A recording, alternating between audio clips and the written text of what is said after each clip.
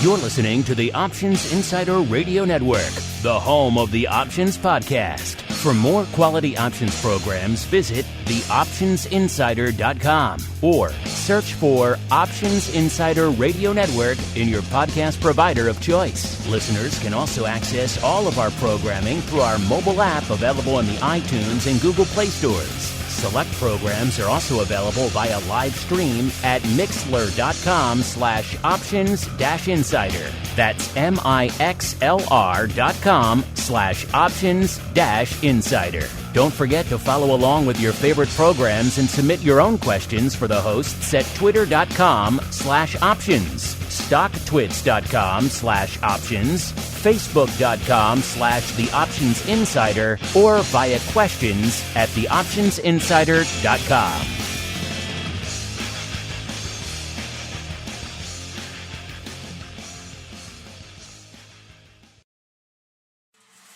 Welcome to Volatility Views, the premier program for volatility traders. Each week, we'll take a deep dive into the world of volatility with in-depth analysis, trading activity reviews, strategy breakdowns, cutting-edge education, and much more. We'll also bring you exclusive conversations with the traders, researchers, and asset managers who are reshaping the volatility landscape.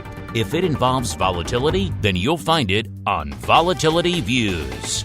Volatility Views is brought to you by MIAX, one of the fastest options platforms in the world. MIAX is now trading options on the SPIKES Volatility Index, offering pinpoint accuracy, radically faster dissemination, and a highly transparent settlement auction for confident trading, all for competitive exchange fees. It's time to make a change and give yourself an edge with SPIKES. Learn more about SPIKES at www.miaxoptions.com/spikes. Options involve risk and are not suitable for all investors. The statements made are provided for information purposes only and are not intended to provide and should not be relied on for financial or legal advice. And now, it's time to take a deep dive into the world of volatility. It's time for Volatility Views. All right, everybody. That music can mean only one thing. It is Friday, 1 p.m. Central, 2 p.m. Eastern. It is time to view some volatility. My name is Mark Longo from theoptionsinsider.com, as well as, of course, from the ever-exciting, we hope so at least these days, markets are pretty exciting, so we're trying to keep up. Options Insider Radio Network. Hope you guys are staying safe out there, and as importantly, staying sane out there. It can be trying when we're all locked up with our loved ones out there. Hopefully our content helping you get through this. If you just listen to Vol Views, if you haven't done so already, make sure you head on over to wherever you get this fine program. Could be iTunes, could be our website, could be our app, could be wherever you get it. Stitcher, Spotify, Google Podcasts, all of the above. YouTube, a growing number of you getting it there as well. Make sure you subscribe to the full network if you haven't done so already, because that'll get you everything. And these days, I think you want everything. At the very least, it'll keep you sane and occupied for a bit. And make sure wherever you listen, keep those questions, those comments coming in. Make sure if you like what you hear, leave a review so other people can continue to find this fine content here. And joining me to help me produce some fine volatility views for you today. First off, let's go out to the Carmen Line / Option Pit Global HQ, where we are joined once again by the greasiest of meatballs, Mr. Mark Sebastian. Mr. Meatball, welcome back to the program. How are you doing? Are you staying sane in these trying times, sir? I'll take that your resounding answer as a yes, sir. For sure. There he is. Sorry, I was muted. I know you're shocked. I was muted. It is challenging in these quarantine times to unmute. I understand the challenges there. And then also join us, we got double duty holding down, splitting the MIAX hot seats. It might be a little bit snug for them. They might be fighting for space over there. First off, our old friend, Mr. Shelly Brown, the Executive Vice President over there at MIAX. Shelly, welcome back to Volatility Views, sir. There you are. Sorry about there that. You are. Thanks for having me, Mark. Nice to be here. And no, I don't share seats with anyone. No one wants to sit next to me. Yeah, especially not these days. Not these days. Sharing seats a little bit frowned upon. So hopefully the social distance being respected over there, as we are also joined on the other half of the socially distanced hot seat in MIAX land by Tom JARCK. He's the Volatility Product Specialist, making a double appearance here. Tom, welcome back to the program to you as well. How's everyone doing? Everything's good out here. I have one child on spring break. The other one's doing the homeschooling, but surviving here, surviving. I must say, I do miss people, though. Yeah, my little guy told me the other day he actually missed school, which is a lot for him. So that says, I think, where we found ourselves in society right now. The kids actually want to go back to school. That's how bad it's getting out there. And also joining us to help us parse all this volatility madness that is going on this week, our guest co-host here, we've got ILYA FEYGIN, the managing director over there at WALLACHBETH Capital. ILYA, welcome back to Volatility Views, sir. Thank you. Thank you for having me. And ILYA, it has been quite some time since you've been on. In fact, you last joined us way back in March of 2017. That was back at the Risk Management Conference, so it has been some time. A lot's happened in the vol space. A lot's happened in the world since then. So a lot of new listeners have flocked to the program since then as well. So go ahead, really quickly, give our audience a quick overview of what it is you do and what it is you guys do over there at WALLACHBETH Capital. Oh, in a nutshell, WALLACHBETH is an institutional broker-dealer, focused on options, other derivatives, and ETFs. We have a fairly significant ETF business. I focus pretty much on all the products. I look a lot at general investment strategy. I look at volatility and options, hedging, help some of our institutional clients in a number of ways, whether it's trade ideas or portfolio analysis, and certainly look a lot at products such as the ones you've mentioned, right? VIX, SPX, options on ETFs, futures, etc. VIX and SPX, I don't know what you're talking about. I've never heard of either of those products. Maybe we'll see if we can discover them together, listeners, as we head on into the Volatility Review. It's time to break down the latest developments in the volatility trading world. It's time for the Volatility Review.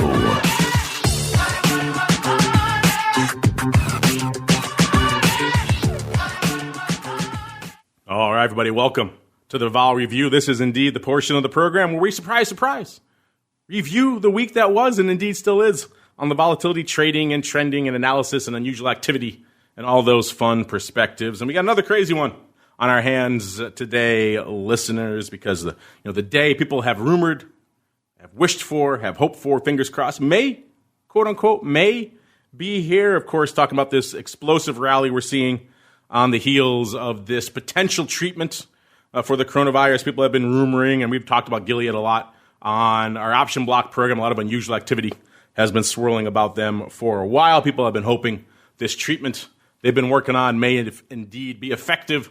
And it seems like in the initial blush, at least, that is indeed the case. The market's liking that, roaring off to the races last night in the after hours and looking fairly strong today, even though we've talked for a while about the quote-unquote cure rally.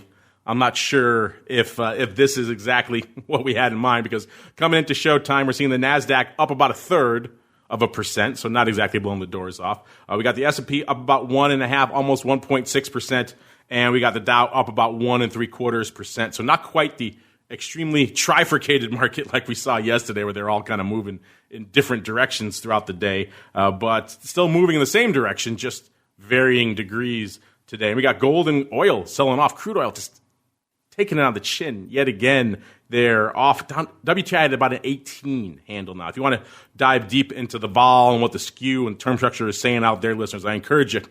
Check out TWIFO. It's hitting the network pretty much as we speak. Actually, it should have already been live up yesterday, I believe, actually. So check that out if you haven't done so already. If we go deep into all of the madness that's going on out there in the vol skew and everything else out there in WTI. And again, off another 9.25% today out there. So apparently the production cuts from OPEC, not exactly getting the job done. Hard to offset 30 million barrels per day loss of demand with 10 million barrels per day production cuts. The math doesn't seem to line up that way. Let's see what's lining up out in the vol space today, though. Coming at showtime, both Spikes and VIX Cash hovering right around a 39 handle. That puts them both down about 10 points from where they were last show. And, of course, there was no last show last week, so this is actually 2 weeks ago now that we're going back to here. And VVIX, a.k.a. the volatility of volatility, down a whopping 18 points from last show. It's still elevated, but getting back into the more, shall we say, sane elevated range around the 120s levels, or 127 right now, and down from the 160, 180 crazy town level that it was hitting and threatening not too long ago. But let's go back the opposite of the way we just came. Let's start with ILYA as our guest. ILYA, sir, it's been obviously a tumultuous couple of months here in the marketplace. What has been lighting up your tape over there at WALLACHBETH this past week, and what are you making about today's movement out there as well?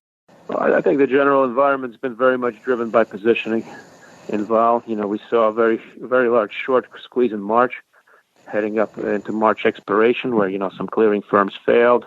A huge squeeze in short vol, and then things kind of abated as some days passed by after March expiration, and there was much less of this gamma short and the short squeeze, and the markets calmed down. Vol has come in. We've seen a lot of activity in ETF options.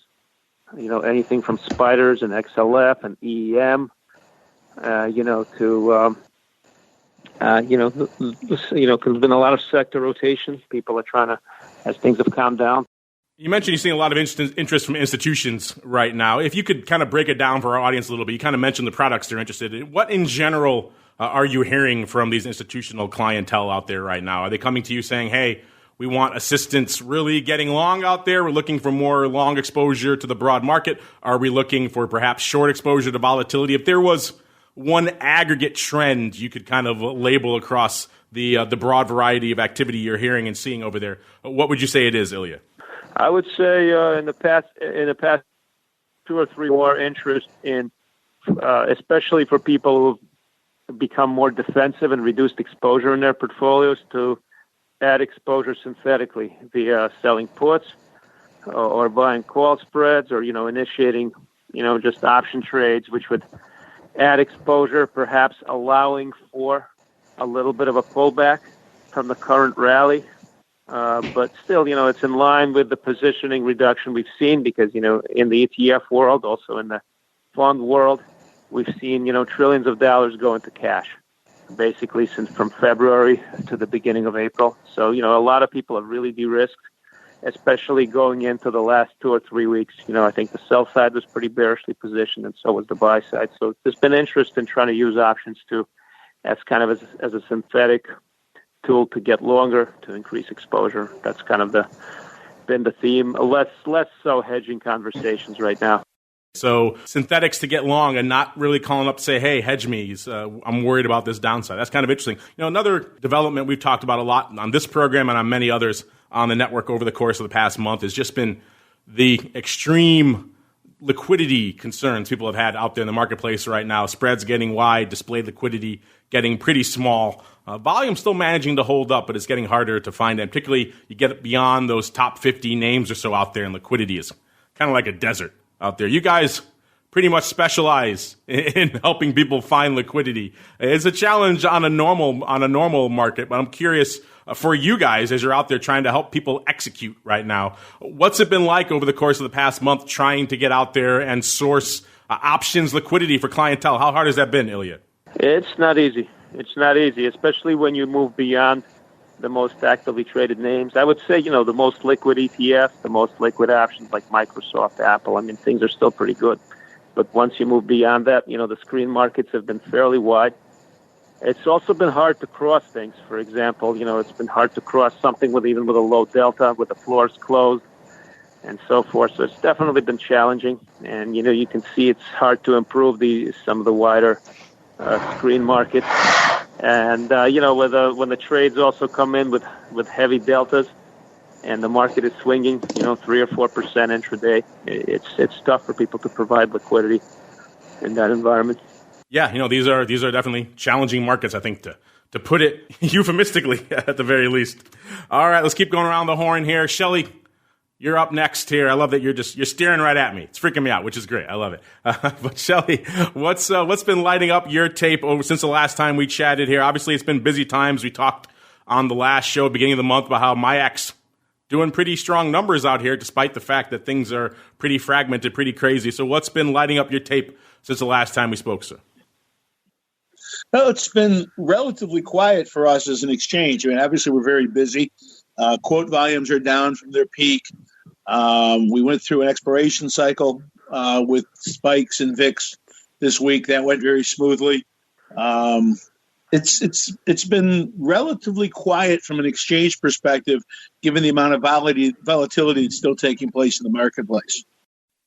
Interesting. Have you noticed any issues, or do you have any concerns? I mean, I know we talked a while ago. You were kind of sharing my concerns about just how fragmented things have become in the option space. Are you still concerned about that? Have you noticed a bit of a lessening? What are you seeing out there? Problems now are not so much the fragmentation. It's just the fact that, markets are wider because things are moving a lot, and, vol is also moving a lot. So I think a lot of these problems we would have seen, with or without fragmentation. And I think that's why we've seen a lot of concentration in the top options. You see a lot of volume concentrated in SPY, XLF, Microsoft, Apple, and a lot of it is in very short-dated options, because gamma has been very much in focus in an environment like this. Remember, people forgot about gamma for a number of years. People only cared about delta. And gamma actually came into play in the last 2 months. And so you're seeing a lot more back and forth in very short-dated options, vertical spreads, things expiring even in 1 day or a few days. That's really lighting up the tape. Good point. I like that. People forgot about gamma. Shelly, are you seeing something similar over there on MIAX? Not so much forgetting about gamma, but just in general, a somewhat, I won't say, resumption of our old liquidity regime, because they're not quite there yet. But are you seeing some of your concerns maybe mitigating a bit over the past couple of weeks? Well, I'd say markets are getting better. They were very, very wide there for a few weeks, and obviously understand why, given the volatility, both intraday volatility and overnight volatility. But it's interesting, and kind of speaking to Ilya's point, we've had a lot of calls from firms, both on the broker side and the market maker side, talking about how trades are being done in this all-electronic environment. I think it's exposed some of the practices that have taken place on the trading floors historically. The ability to potentially enter an order cross only or cross a minimum percentage, things that aren't allowed electronically. I think it's exposed some practices in the industry that we're going to have to examine going forward. Again, I've got brokers calling and saying, how can I do this? I've got market makers calling and saying, I'm seeing this. Is this legal? Is this right? How would your exchange handle it? So it's opening up some very interesting trade mechanism issues. Not so much liquidity issues, but how do you do business in an electronic marketplace to mimic what has been done on the trading floors? And has what has been done on the trading floors been truly transparent and within the rules? That's a good point. We kind of take for granted all the things that used to go up down there, and you're right, different ways of crossing things and things like that you could get done in that type of environment that may be a little bit more difficult or perhaps a little bit more eyebrow-raising in the electronic environment. Tom, same question for you. You're the volatility specialist over there at MIAX these days. A lot going on in the volatility realm. What's been lighting up your tape these days, sir? What's been lighting up my tape? Well, like Shelly said, we just had the expiration, the settlement this past week, this week, which went very orderly. Some things I'm looking at and people I've talked to, just, a lot of attention to, implied correlation, still pretty elevated, around that 65, 70-ish level. I'm looking at 3-month S&P. That's, we're still looking at a macro kind of tape, macro environment. And I know, we've had some earnings coming through, everything like that, but the tape is still much more macro concerned, in my opinion. I think a lot of the vol players out there are, there's still the curve trades that are going through. You still, on the term structure of whether it's VIX futures or spikes combos, you still have that, that blip pointing out there in October. What else is on the radar? I think one area that's pretty interesting right now is Russell. Russell realized volatility, Russell implied volatilities versus whether it's S&P or whether NASDAQ. Just very, very inflated, both in a realized and an implied form. So I would imagine people are trying to take advantage of that or trying to position for that. One of the things I'm hearing too from just in chatter is that in the OTC market, clients out there, involved, still unwinding some long variance positions. So I would imagine that's, helping to keep a little bit of, pressure on the skew overall. And just, I'm kind of going on a tangent here, but, looking at the put call ratio on the index side, it seems pretty dampened relative. And on the macro environment, on the macro, the composite, it looks very, kind of orderly, so very, very average. So those are, some kind of interesting highlights that I'm seeing out there that are catching my eye. Interesting stuff. Always like hearing about the OTC, what the OTC folks are up to out there, because so much we talk about all day. We talk about primarily listed volatility on this show, but so much of that has its counterpart and its offsetting trade and the other leg of it in the OTC realm. So it's always fun to get a little bit more color on what's going up there. And speaking of what's going up, Mr. Meatball, sir, what is going up in the crazy world of the Pit Chat? What are your crazies trading? What is your vol trading club up to? And what has been lighting up your tape since the last time we spoke, sir? I mean, there's a lot going on. I think the big talk is the slow relaxation of realized volatility. We're now going to have, are we heading for 3 days in a row of sub 2% moves? We're definitely going to be sub 2% 2 days in a row right now. I think people have been really interested in the lack of diversification developing in the major indices. As we're trading and trying to invest and figure out, what do we buy, what do we sell? A lot of guys are looking at the S&P 500 and saying to themselves, boy, 5 stocks make up a quarter of this index. They're looking at the triple Qs and saying 5 stocks make up half the index. It's a weird place when the most diversified index is the Dow Jones Industrial Average, which takes a whopping 10 of its 30 stocks to get to a 50% weighting. And so I'm really been watching that. We're watching VVIX start to VVIX / the Viking slowly pull back. And the VIX, I'm really paying close attention to what it does today, what VIX and spikes do today, because, we've got a day where kind of an inside day into a weekend, and those indexes seem kind of firm, which is eyebrow raising, especially given the Gilead news. Is it Gilead or Gilead? I say Gilead, but I've heard it both ways. All right. Well, so Gilead, I would have thought that Gilead news would have been driven us more, 3 weeks ago, we would have been up 10%. 4 weeks ago, we would have been coming off a terrible day, but we've been up 10%. And so I'm really kind of fascinated by kind of what the rest of today looks like and what vol does, because I think that's going to kind of set the tone for next week.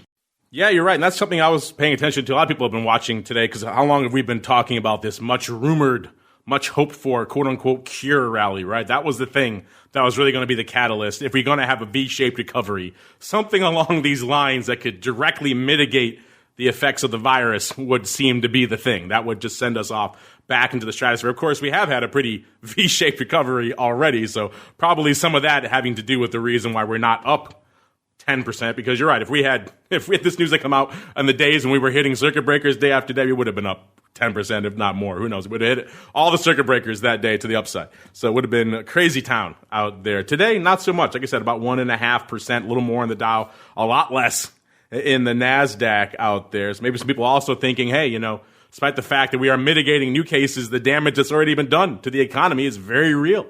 I mean, Tom was just talking about small caps. We talked a lot about that on TWIFO the other day, the small cap volatility. Small caps have been leading the markets down, leading the markets back up. The volatility has been through the roof because it's like an atom bomb went off in the small cap and indeed the small business end of the economy. And it's hard to see, even with the cure, it's hard to see a lot of that stuff coming back and returning to normalcy anytime soon. And let's get out to see what the vol products are showing us. Like now, we said they're both at about a 39 coming into showtime. The futures out there in VIX land coming into showtime. Where again, we're talking cure. We're talking perhaps potential cure, I should say, because we don't really know yet.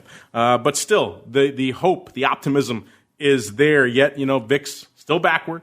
Cash still pretty firm, not quite as firm as it was a wee bit ago out there, but still about 3.5 points above the front month future coming into showtime. And we saw, looks like about 5 points or so from the June future to the cash coming into the start of the show. So still pretty firmly backward. ILYA, I know you said you guys look at the ETFs a lot out there. Do you guys spend any time looking at the VIX futures term structure? And if so, has the extreme nature of the backwardation we saw, and of course for a while there, that also extreme disconnect between the cash and the futures. Has any of this come across your radar of late, ILYA?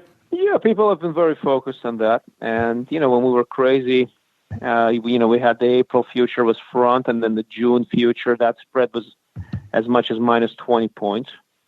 And, I think the reason for that is that, with the movement, you had to price even a 1 week straddle in the S&P at about 4 something percent. So you had to have it way above 40 vol.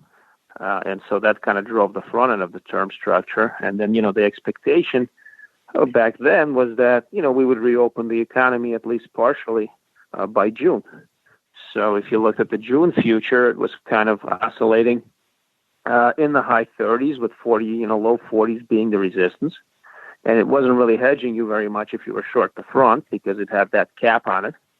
And so, when the front was crazy, you had that backwardation to, minus 20 April, June.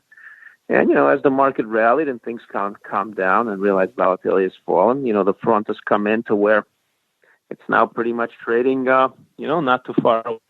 All right. But, you're still a little bit backwardated because I think that the expectation is we're going to move away from here. We've hit a very interesting level today. We were right around this, just above this 28.75 level. And, that's kind of where we failed on the S&P futures around March 10th and March 11th. And, people obviously got long vol wrongly in the last week or so because a lot of the sell-side research reports said, it's a no-brainer if you can buy, high 30s vol because the SPX is guaranteed to realize, more than 40. And, we only realized 30 vol in the last 4 days. I mean, the last time we moved more than was April 6th. So, those who bought gamma sitting on losses, liquidating. And, I think we've seen a little bit of short covering coming in for people who were on the right side. They're kind of nibbling as the VIX has declined below 40. And so, we have a more normal term structure, but I think people are still looking for us not to stay here, but to kind of move away from current levels, which, makes a time spread. If you buy a calendar spread and you're backing in, a vol credit, the problem is if we quickly move away from the current point, that time spread is still going to lose. So I think that results in still a slight inversion. Yeah, we've been talking about that for a while, how you could roll down through the term structure for pretty hefty credits for quite a while there. It's much less than it was, and you're right, there are still obviously lingering potential risks with that, but it is interesting to see just exactly how we're shaping up out there. Speaking of shaping up, let's look at how the options are shaping up out there. Let's start in Spike's land. The Spike's OI are pretty similar to last week. The big position, of course, which was the 1x2, the April 17, 25 1x2. Well, it went off the board. Listeners, went off on the 15th. Actually. So that was 35,500 by 17,700. It looks like our friend or friends out there haven't decided yet if they're going to put it back on, and if so, how. I mean, they left actually a fair amount on, which is kind of interesting. Because, well, actually, I'll ask you guys. You guys probably would know. Tom, did you know if our friend here on the 1x2 side, did he carry all the way through expiration? Did he close it out prior to that, sir? Let me get back on. Am I unmuted? Okay, great. I believe the open interest was the full position going into the print, and obviously that open interest has disappeared. Didn't see much activity in the days beforehand. So yeah, it looks like it looks like it's just expired based off the settlement price. Interesting, 'cause that's kind of what I thought too, and a lot of listeners had been asking us about that. It's like, how come the 1x2 folks aren't taking? They took a good chunk of it off, listeners, but didn't take all of it off, even though they had a pretty firm home run on their hands. That's kind of interesting. Someday I wouldn't mind finding out who's trading that and see what else they had going on that maybe made them want to keep that on. Either way, you have a hedge or you have a good trade in this case, and it works out in your favor. Might be an interesting time to take a good chunk of that off. They took some of it off, but not all. Moving on out to VIX options land today. Pretty light. It's been pretty light for a while, actually, which speaks to why the ADV has pretty much fallen off a cliff since our last show. And I remember that was 2 weeks ago, listeners. So it was about 1 million or so contracts last show. Now it's about 552,000. So it's down to almost 50% from last show. So again, the volume in VIX land coming back to somewhat more normal levels. And today, again, like I said, coming to showtime was about 131,000 contracts. So not a ton of paper on the tape out there. Let's see what the top positions are out there in VIX options land right now. Number 10, we got the May 17 puts, 95,000. Only cost you 95,000 contracts to break into the top 10 in VIX land. And that shows you perhaps how quiet things are becoming, at least compared to a few weeks ago. Number 9, the May 40 puts with 98,000. Number 8, also 98,000 of the May 13 puts. Seen a bit of a trend? Number 7, the May 45 calls, $1.02 on the tape. Number 6, May 60 calls. Those seem outlandish now.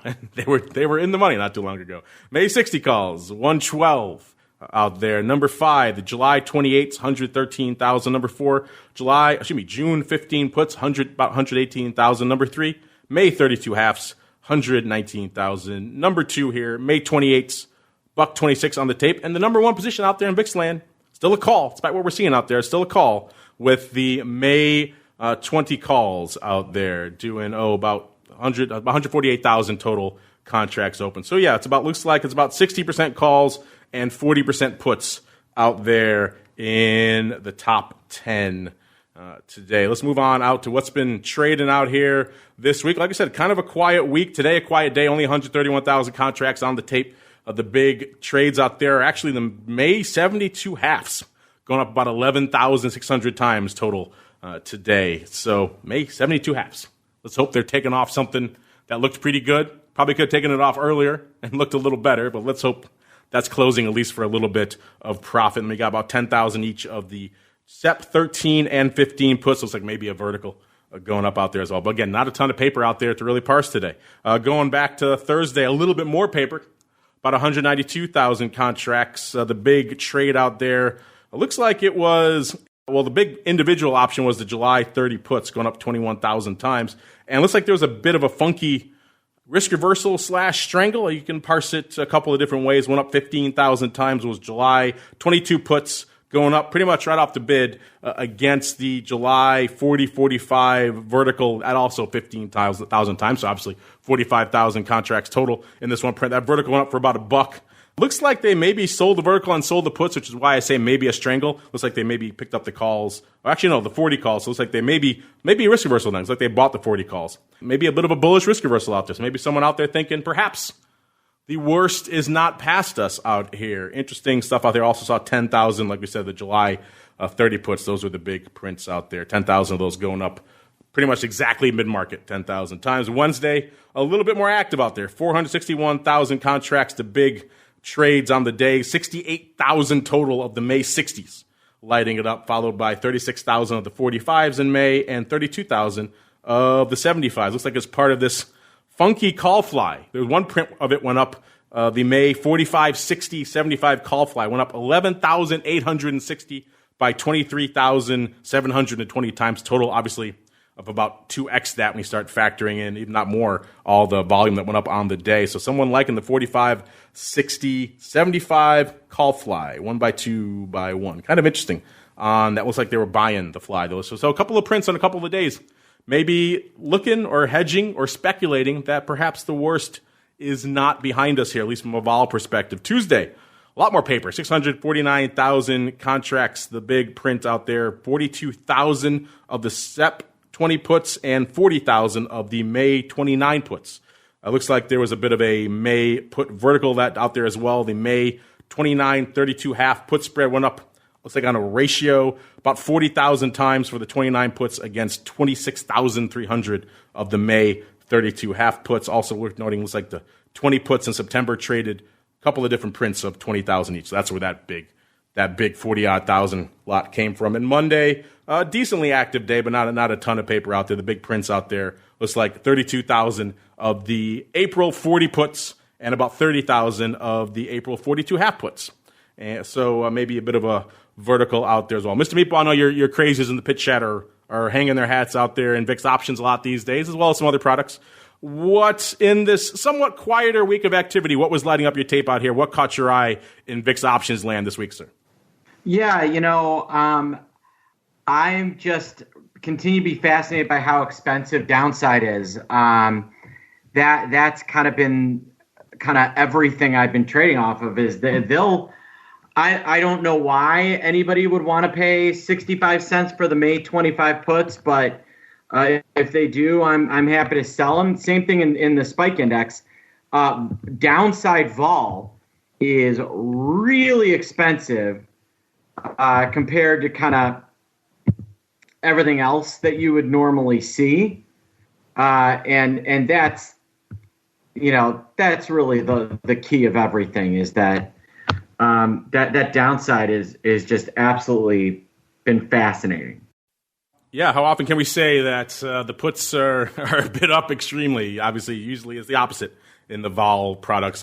Let's keep going around the horn. Let's head on out to the VXX land, where we see about, VXX down a healthy percentage from last show. Again, that was 2 weeks on, listeners, so we're a little bit shy of the 40 handle out there in VXX right now. It puts it down about a little over 7.5 handles from last show. Today, coming into showtime, we have about, 204,000 contracts on the tape. The ADV, much less than it has been, about 301,000 out there. Before I break down the top 10 positions out here, Mr. Meatball, same question for you. I know a lot of your crazies like themselves some VXX.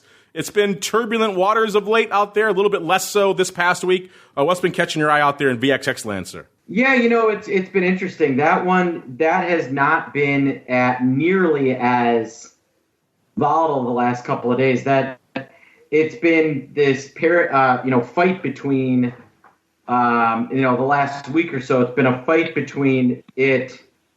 I think I lost vol dropping and contango or backwardation kind of pulling it up. And this week in particular, vol's been stiffer, significantly stiffer, and that's been the other piece of everything we've been seeing. So there's been I think a lot of guys asking me, hey, what do you think about buying long-term puts in this thing? And I'm like, well, not yet. Although again, I would note that the implied volatility in all of the ETFs, in VIX, the ETPs, in spikes, starting to ease back a little bit. And if it is bid up, it's mostly on the downside. Upside is not nearly as exciting right now as downside. It's that time of year again, which is great. We'll get Matt back on from ORAT soon to break down all the crazy vol that we're seeing out there because, it's earnings season. And, it may not seem like it with crazy macro concerns still dominating the headlines out there, but there are a lot of micro concerns, and we are seeing some interesting things because this is our first real glimpse into the actual economic damage that we're seeing in a lot of these companies. It's all been speculative prior to this. Now we're seeing the actual numbers come out, and a lot of big names are reporting so far this week. Beginning of the week, we had, of course, the financials really kicking it off. We had Wells Fargo, we had Goldman, we had JP Morgan, PNC, Bank of America, Citi. I had, of course, retail names as well, like Bed Bath & Beyond. We had some research-oriented names like Johnson & Johnson and Abbott Labs, Rite Aid, BlackRock, you name it. A broad spectrum of financial and, indeed, healthcare-related names this week, which is kind of interesting out there. Of course, if you want to see the full breakdown for yourselves, listeners, theoptionsinsider.com is the place to go. We got the earnings move and starting to get the earnings move results reports as well, because now we have, of course, the actual movements to parse and break down out there. I'll give you a couple really quickly. Let's see, Abbott Labs is one everyone's been talking about. They're a local lab out here that has accelerated testing. It seems like they had earnings on the 16th. They were pricing in, they're expecting about 4% move with their straddle. They were pricing in, they closed at about 90, almost $91 going into the report, and they delivered about 2%. So underperforming, which is kind of interesting out there. Let's see, BlackRock, another one. They were pricing in, they were at $443. They were pricing in about 3%, and they actually delivered about 2.2% actually out there. Again, this is as a snapshot as of the time of the report, so they could have moved more intraday. But at the time of the report, right after the earnings blush, you could see all these numbers for yourself. And that seems to be a theme, actually, which is kind of interesting.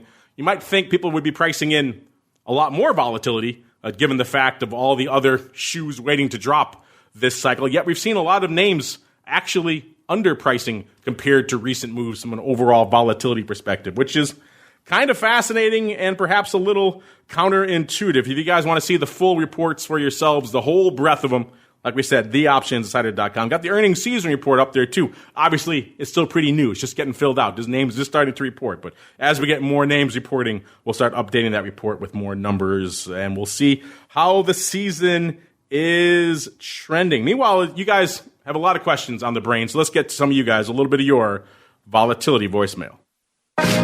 It's time to share your thoughts and opinions with your fellow volatility traders. It's time to check the volatility voicemail. Make your voice heard by dialing 779-669-4VOL. Posting a comment on the optionsinsider.com, sending an email to questions@theoptionsinsider.com, or posting your questions to twitter.com/options or facebook.com/theoptionsinsider. All right, everybody, welcome to the Volatility Voicemail. This is the portion of the show where you guys take the reins, your questions, your comments. I know you guys have a ton of them. We've been trying to filter as many of you onto the various shows on the network over the past few weeks as possible. See how many we can squeeze on here today. Let's start off.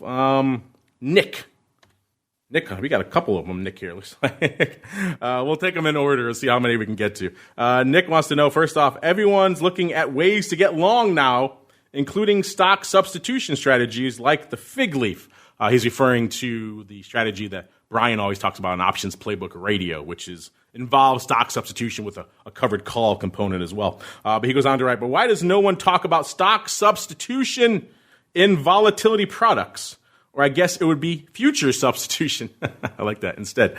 Great show. Well, thank you, Nick. This is an interesting question. That's not a strategy we throw out there a lot. So maybe we'll start with Tom. Tom, you were, before you were a vol specialist over there in MIAX land, you actually hung your hat on the vol trading side of the fence. Is this something people inquired about a lot, or that you utilize a lot, the old quote-unquote stock substitution strategy? And, of course, for listeners who don't know what we're talking about a little bit longer term, probably at least 6 months, and a little bit more in-the-money call, usually around at least 75 deltas or so. Was this a strategy that you or your clients utilize a lot out there, Tom? From what I recall, I didn't see too much of that on the volatility indexes per se, but more in the shorter term, people would do trades where they use options to express direction, whether it's volatility or not. There was always the selling call spreads and buying puts. People would do that to play some kind of roll down trades. There's a lot of different types of strategies like that, but nothing that I recall specifically with the longer dated kind of that type of strategy. But certainly directional views based on the vol levels, people would either would move it to puts or calls, or call spreads, put spreads, the usual stuff. But so. All right, let's see if the third time is indeed the charm. ILYA, do we indeed have you back, sir? And if so, are you seeing a lot of demand for broad stock substitution? Could be in the indices, or as our listener wants to know, Nick, in the vol products. Are you seeing these, ILYA?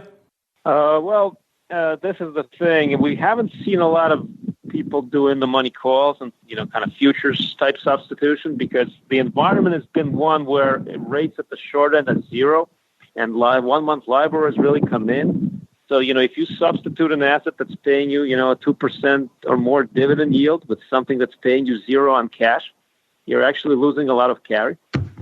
So, it's actually paid to be long ETFs and, stock. and just buy puts instead of buying the in-the-money call. And a lot of times, given the way the funding is set up for a lot of people, especially maybe the caller, we do trade a lot of RevCon, which, for your listeners is basically a synthetic forward. So, instead of buying stock, you can buy a call and sell a put at the same strike. And we kind of often trade that for institutions as a package where we trade the stock versus the synthetic forward. So we've been very active in that. That's been a big area of ours. And that's used to, obviously, if you need to free up balance sheets, so you can get rid of stock. But it's, for the most part, it's been paid to be long stock and short the forward because of the interest rate situation. We get another drop in 1 month LIBOR. But one opportunity people should look at is because we have extremely high skew, right? I mean, the S&P, you have 15 vol points between a 10% out of the money call and 10% out of the money put, and a lot of skew in the names. So you can buy an out of the money call a little bit longer dated, at least like maybe 3 months or so, and sell the put and collect a fair amount of premium. And what you have is really a synthetic forward. So, that to take advantage of the skew has actually made sense a lot of times to buy the dip.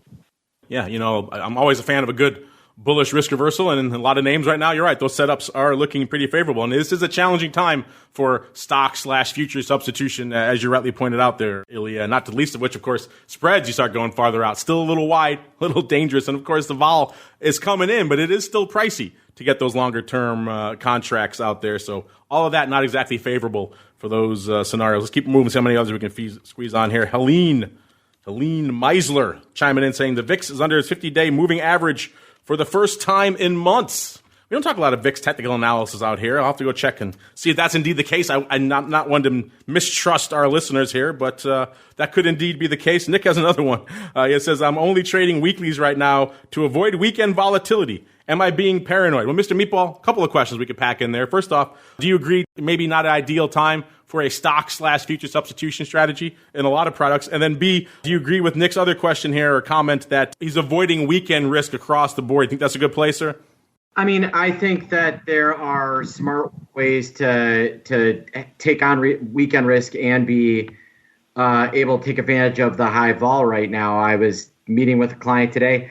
I think the single best trade out there right now is short time spreads, taking advantage of realized volatility, selling long-term Vega. For those that are interested in like stock investors more than trading, I look at the SPY 200 puts and $8 seems like a decent sale, and similar to SPX. And so if you're unwilling to sell that kind of long-term Vega, you're missing out on a lot of opportunity. We don't see long-dated vol get this high, but once every 10 years. So if you're not willing to sell premium a year out, 2 years out, you are missing out on I think, once in a decade opportunity. By the time we see vol do what it's doing right now, Shelly's going to be living in some island off of the, island off of Capri. You'll have you'll be a satellite network. I'll be retired and living on South Padre Island. It's going to be that long.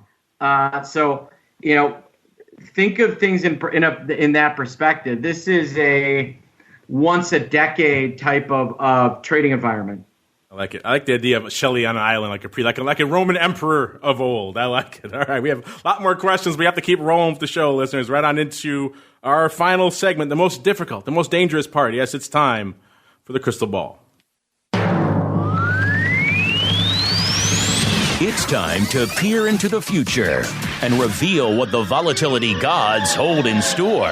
It's time to look into the crystal ball. All right, everybody, welcome to the crystal ball.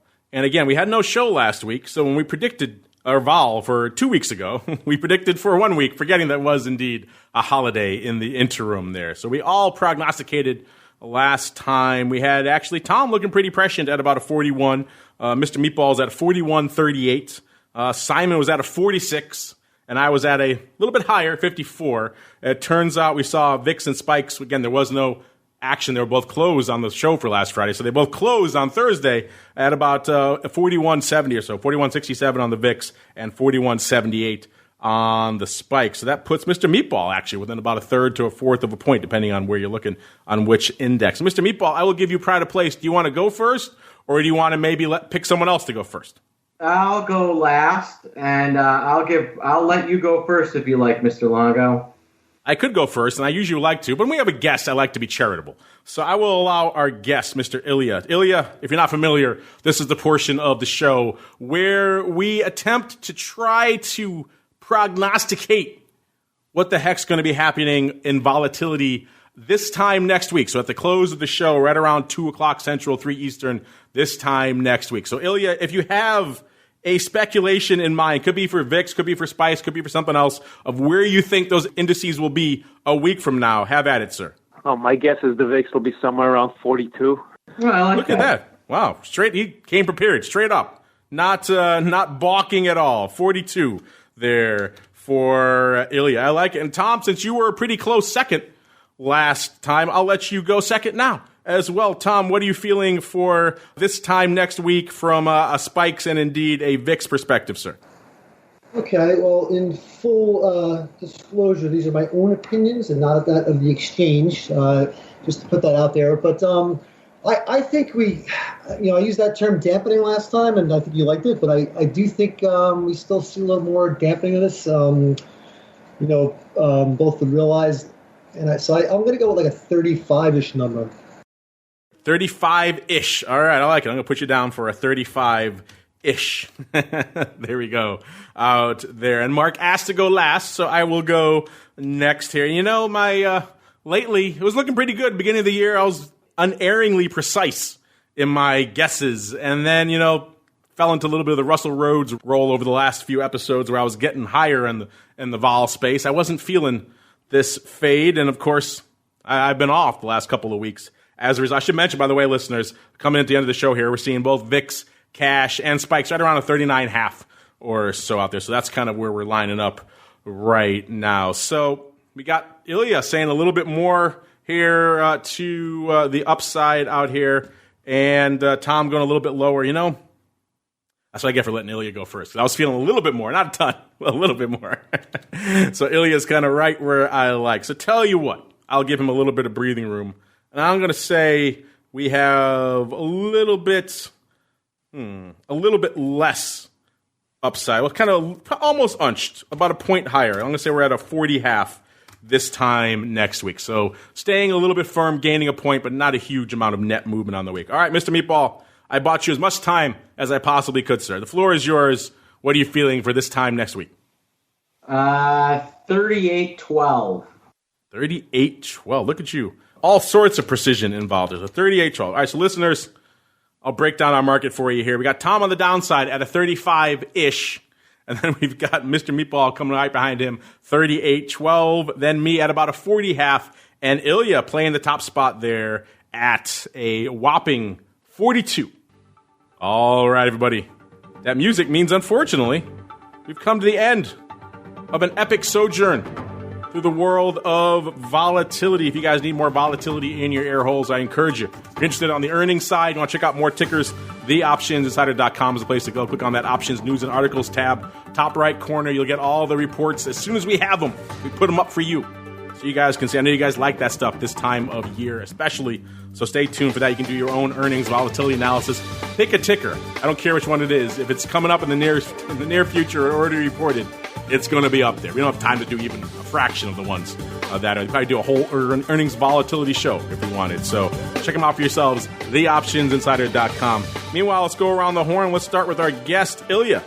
If folks are intrigued, they want to learn more, maybe they need some help, and I think we all could use a little help with execution in these trying times, sir. Where should they go? What should they do? All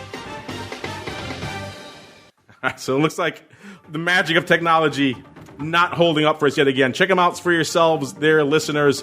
WALLACHBETH.com. That's WALLACHBETH.com. WALLACHBETH.com to learn more. And Mr. Shelley, sir, same question for you. If folks are intrigued, they want to see what's going on. Maybe they have a question about the Spikes futures. Maybe they want to know what's going on in MIAX in general. Where should they go? What should they do, Shelley? Visit our website at MIAXoptions.com. Click on the spikes in the header, or MIAXoptions.com/spikes. There you go. Pretty easy. If you get to that page, you'll find a lot of good stuff there, including the most recent market data for spikes, settlement prices, analytics, a very snazzy little 2-minute or so video at the top explaining what the heck spikes is, links to a cool show called Volatility Views. You might like it, and a lot more stuff. So MIAXoptions.com/spikes is the place to go. And last but not least, Mr. Meatball, if I made it all the way through an hour of Volatility Views, it means I'm probably pretty hardcore in the vol space, and I might probably want a little bit more of volatility trading talk and analysis and webinars and those sorts of things. Maybe a cool vol trading club. If so, where should I go? What should I do? Yeah, come to optionpit.com and sign up for our newsletter services and everything that we offer. We're going to be doing all kinds of cool stuff in the next few days and weeks. You do not want to miss out. I believe on the 28th, I'm going to be doing a presentation. So just make sure you've come to check everything out. There you go. Optionpit.com is the place to go. And on behalf of ILYA and Tom and Shelley and the Greasy Meatball and indeed myself, I want to thank all of you out there for downloading, streaming, subscribing, for keeping those questions coming. We love to hear from you. And we'll see you next time for more Volatility Views. Volatility Views is brought to you by MIAX, one of the fastest options platforms in the world. MIAX is now trading options on the Spikes Volatility Index, offering pinpoint accuracy, radically faster dissemination, and a highly transparent settlement auction for confident trading, all for competitive exchange fees. It's time to make a change and give yourself an edge with Spikes. Learn more about Spikes at www.miaxoptions.com/spikes. Options involve risk and are not suitable for all investors. The statements made are provided for information purposes only and are not intended to provide and should not be relied on for financial or legal advice.